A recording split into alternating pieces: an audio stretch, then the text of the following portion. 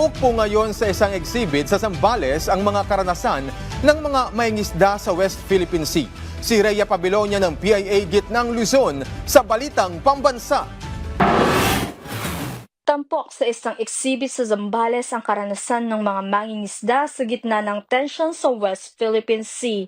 Ang Go Ships exhibit ni William Matawaran at Joanna Aglibot sa Casa San Miguel sa bayan ng San Antonio ay bahagi ng Sambulat 2025.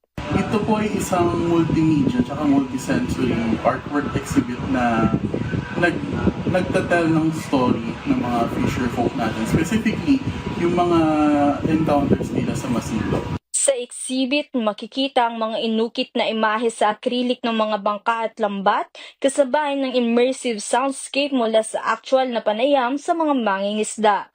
Collaborative work to kasama ng mga mangingisda dito sa Zambales na nagtitiwala na ibahagi yung mga kwento nila sa amin.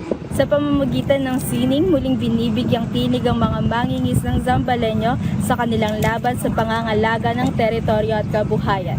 Mula sa Philippine Information Agency Gitnang Luzon, Rhea Pabilonia para sa Balitang Pambansa.